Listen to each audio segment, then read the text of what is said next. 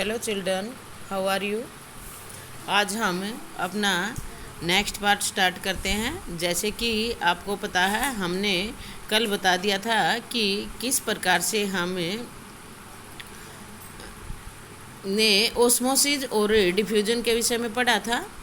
तो आज हम आगे का करते हैं कि प्लांट किसी भी प्लांट सेल या एनिमल सेल में जब वाटर एंटर करता है तो वहाँ पर डिफ्यूजन प्रोसेस के द्वारा होता है। और ये डिफ्यूजन सेल में कैसे होता है, कौन से मीडियम में किस प्रकार से होता है, इस बात पर डिपेंड हम यहाँ पर सॉल्यूशन को ये पढ़ेंगे।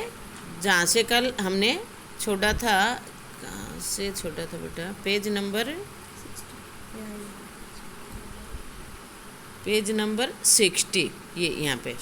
हाँ, one of the following 3 things could happen, कि 3 बात यहाँ पर हो सकती हैं। जैसे कि हमने आपको बताया था हाइपोटोनिक सॉल्यूशन और आइसोटोनिक सॉल्यूशन और हाइपरटोनिक सॉल्यूशन। तो आज हम इसको डिटेल में स्टडी करेंगे।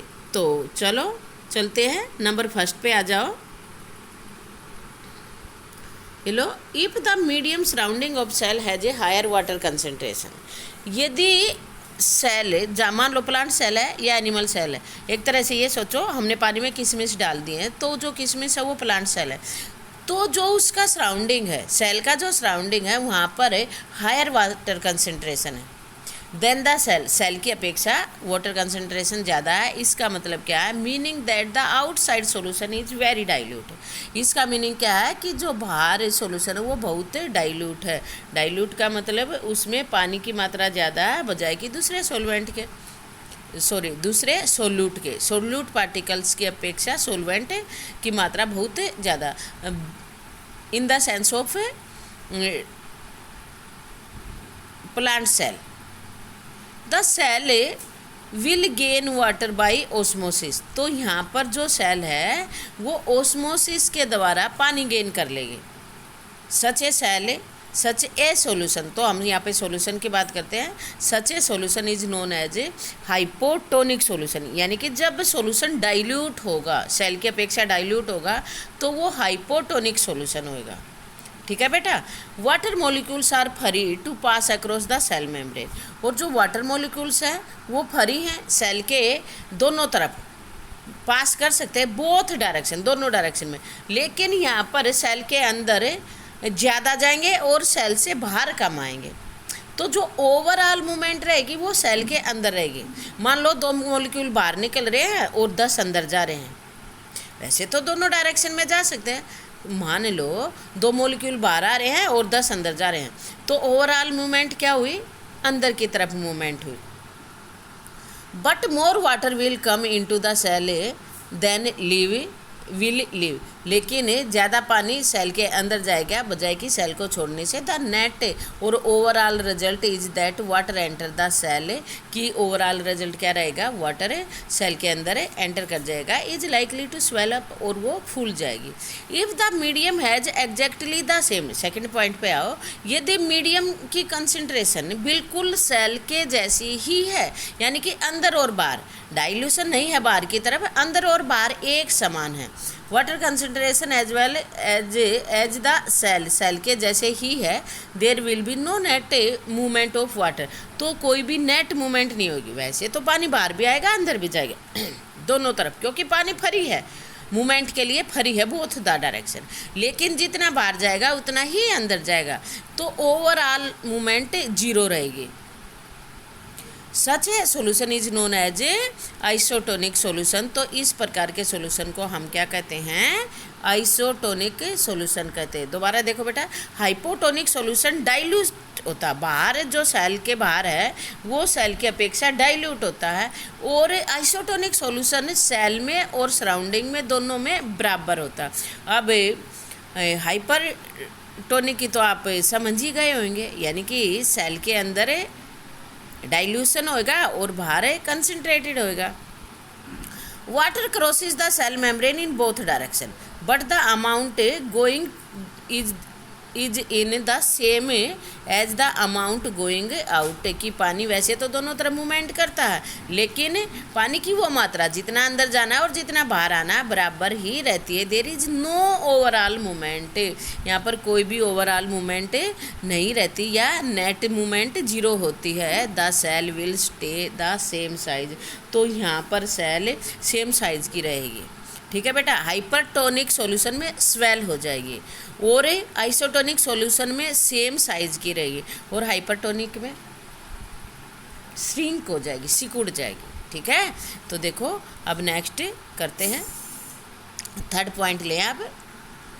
If the concentration if the medium has lower concentration of water then the cell, यदि मीडियम लोअर कंसंट्रेशन का है बजाय कि सेल के, meaning that is a very concentrated solution. इसका मतलब क्या हुआ, अगर बाहर ज़्यादा कंसंट्रेटेड सॉल्यूशन है, the cell will loss water by osmosis, तो जो सेल है ओस्मोसिस के द्वारा अपना पानी लॉस कर देगी।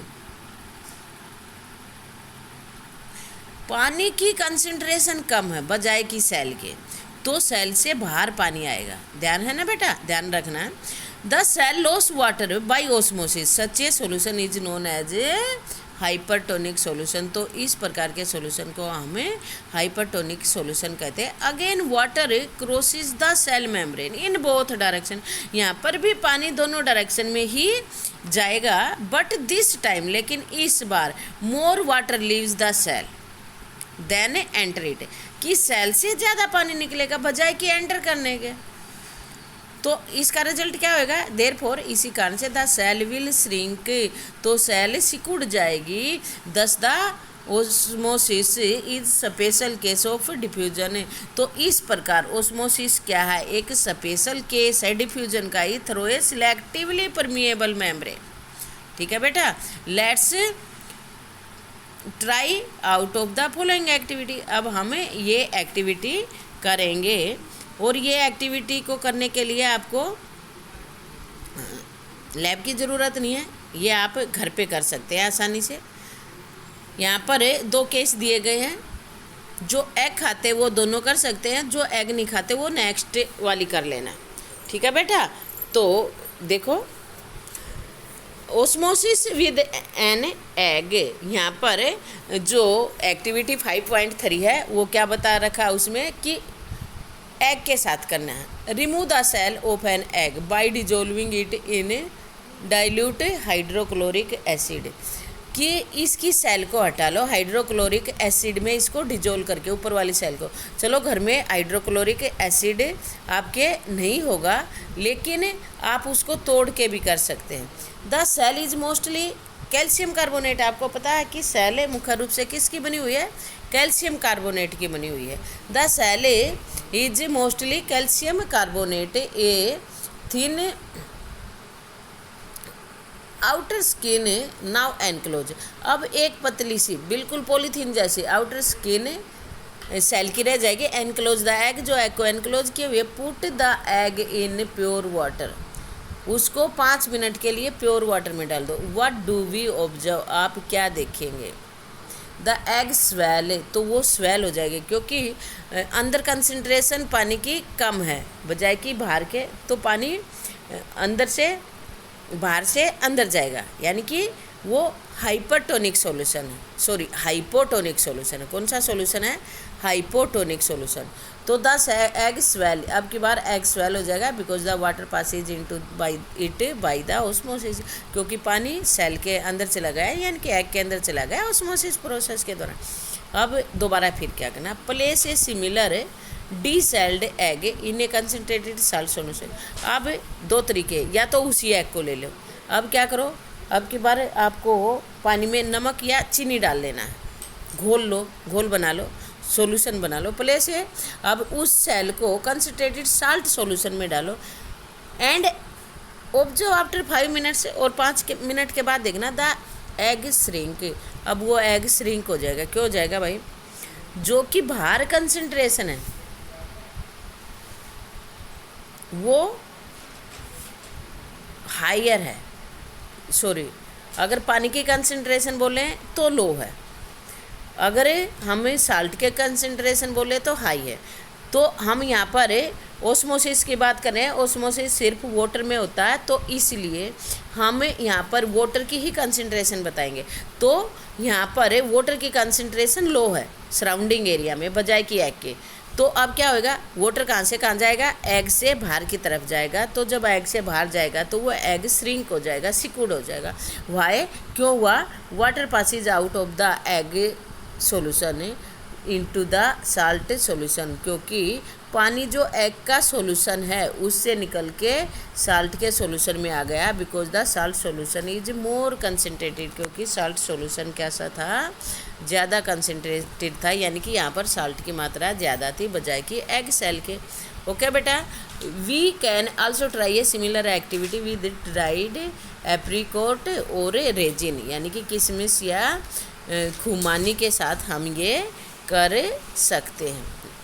ये कौन सी एक्टिविटी है, 5.4 एक्टिविटी आप अच्छे से कर सकते हो घर पे। पुट ड्राइड रेजिन और एप्रिकॉट, आपके पास अगर खुमानी है खुमानी डाल दो, अगर किशमिश है तो किशमिश डाल दो in plain water, simple water में, and leave them for some time, और कुछ समय के लिए 15-20 मिनट के लिए छोड़ दो। Then place them into a concentrated solution, फिर इनको दोबारा से कंसनट्रेटेड सॉल्यूशन में चीनी के घोल में डाल दो। नमक के घोल में डालने से तो आपकी ख़राब हो जाएंगी, चीनी वाले में डालेंगे तो आपकी यूज रहेंगे। The place them into a concentrated solution of salt और sugar, you will observe the following. तो आप क्या देखेंगे, ए में देखेंगे, each grains water and swell when placed in water. मैंने गलत पढ़ा क्या, यही लिखा हुआ है, अच्छा हाँ मैंने गलत पढ़ दिया, ग्रेन्स नहीं है, गेन।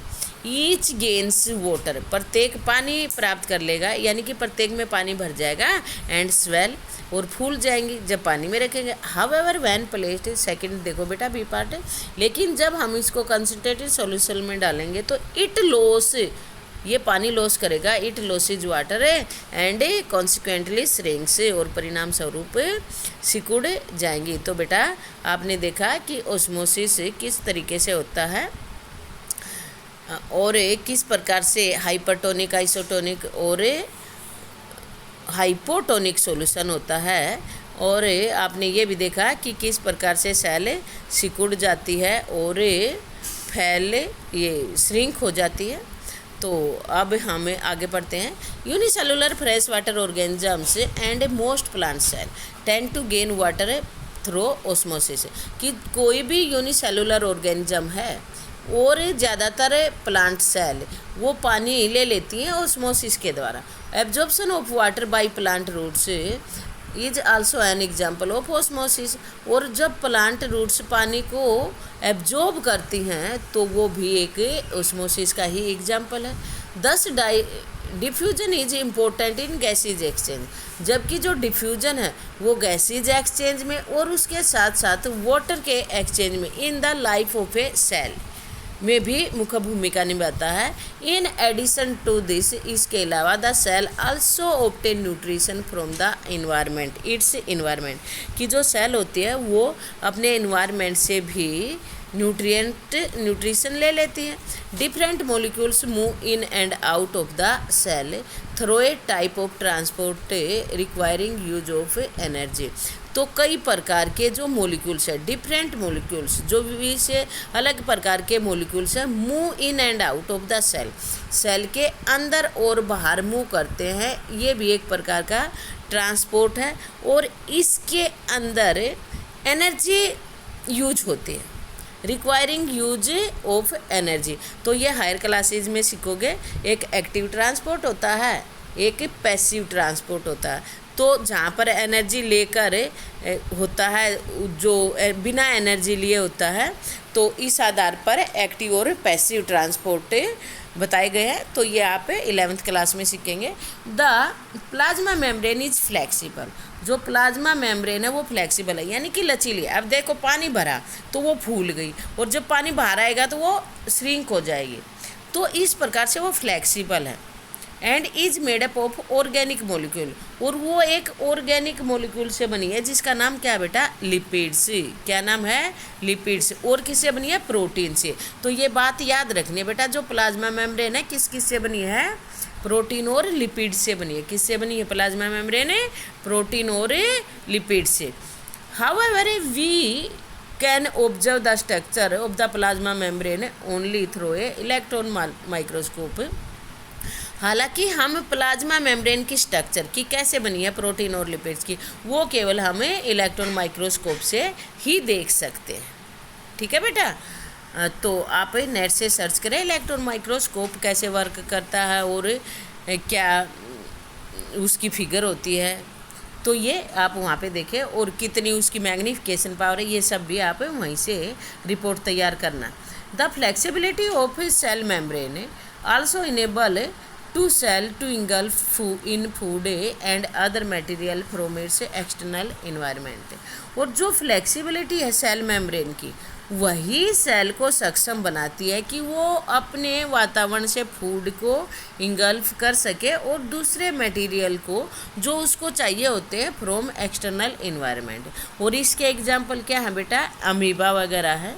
तो इस प्रोसेस को कि वो जो सेल मेम्ब्रेन के द्वारा पूरे भोजन को इंगल्फ कर लेती है, यानी कि मुंह से खा के चबा के नहीं, सीधा अपने बॉडी सरफेस से, यानी कि सेल मेम्ब्रेन के द्वारा जो ले लेती है, इस प्रोसेस को हम कहते हैं एंडोसाइटोसिस। क्या कहते हैं इस प्रोसेस को, endocytosis. Such process are known as endocytosis.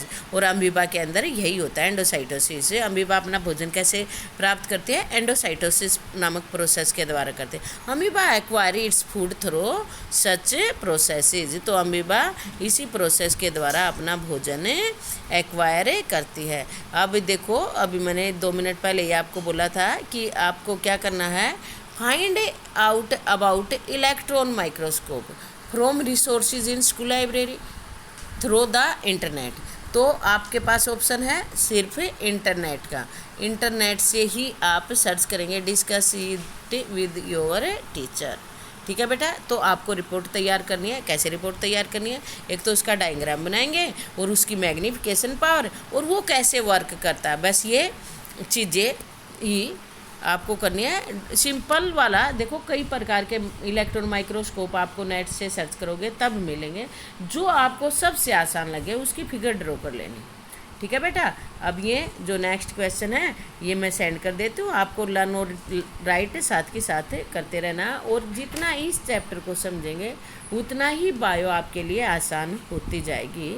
तो जो बच्चे बायो के में अपना फ्यूचर बनाना चाहते हैं वो तो बिल्कुल बी सीरियस, बहुत ध्यान से पढ़ना शुरू करें बेटा। कुछ भी ना आए तो पूछे, आप समझे, अपनी क्यूरी लिया करो। तो थैंक यू बेटा, स्टे होम, स्टे ब्लेस्ड।